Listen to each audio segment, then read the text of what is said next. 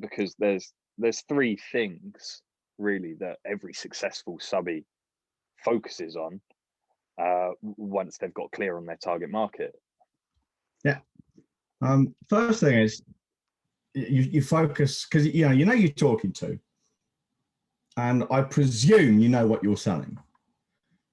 Okay, and I want to make this clear: you're not just selling bathrooms, bedrooms, kitchens, or whatever. You're selling an experience. We've been over this before, but you're selling an experience. In the same way as a good PT is not just selling diet, exercise, and weight loss.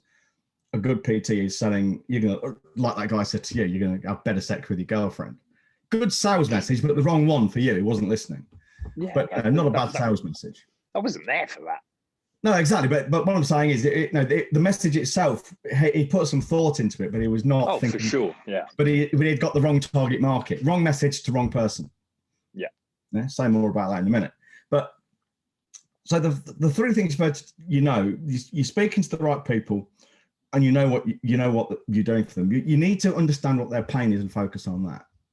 Okay, for you, the pain was literally the pain of a broken body. You wanted to increase your mobility, you wanted to increase your resilience, physical resilience.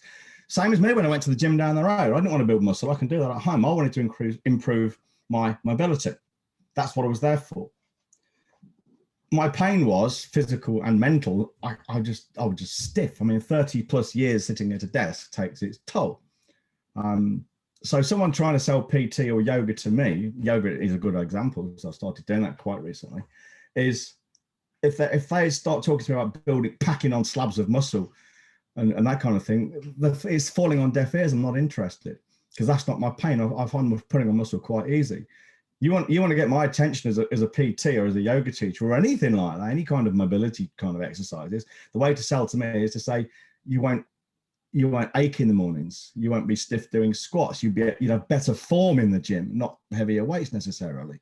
That will be my pain. So for subbies, when you're selling stuff, just bear in mind when you're selling a new bathroom, you're not selling a bath, a sink, a wash hand basin, and a toilet and a bidet or whatever. Only posh people have bidets, I know, but that's not what you're selling. You're selling maybe the pain. Just making it up here, just extrapolating from what I do know of people.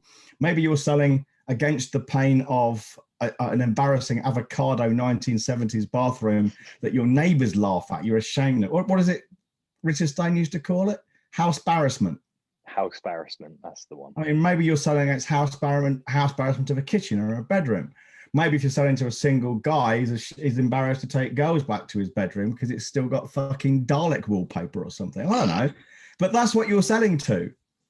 So you're focusing on their pain. The second thing is, following on from that, is focusing on the outcome. What does solving the pain give them, other than just new wallpaper or a new bathroom suite? Maybe for the woman or the man who suffers from house embarrassment, it means they can then improve their social circles because they don't feel embarrassed about bringing people back to them. Maybe they can have dinner parties, which then elevates them in their own eyes and maybe elevates them in the eyes of their neighbours. If that's important to them, I think it's fucking trivial and pathetic. But if that's what people want, then you've no business judging them for it. You can't judge the value of it. So for a woman or a man who thrives on this social interaction and he's really finds it important to keep up with the Joneses, helping him or her keep up with the Joneses is a good outcome. We once sold websites into B2B, and our focus was, and the outcome for us was, well, our target market was women who'd been recently promoted into the role of kind of marketing manager type thing. We knew that their pain was often being a female in a male-dominated world, going back 13 years now, in a male-dominated world. What's the pain of that? Well, looking stupid and being laughed at by male colleagues for having a shit website if things go wrong, as they so often did. So our kind of focus on the outcome was, we're going to make you look great to your male colleagues so they won't laugh at you anymore, kind of thing. And some people might think that's the wrong thing, but no, that was what these women were suffering from. That was what their pain was. So we fucking did them a service by saying, and we did it. Well, these guys, the website developers did it. I was just the marketing guy. They did it. They changed these women's lives, or it certainly improved their fucking lives because they weren't suffering from embarrassment at work embarrassment, Yeah. So that's it. Focus on their pain and then on the outcome.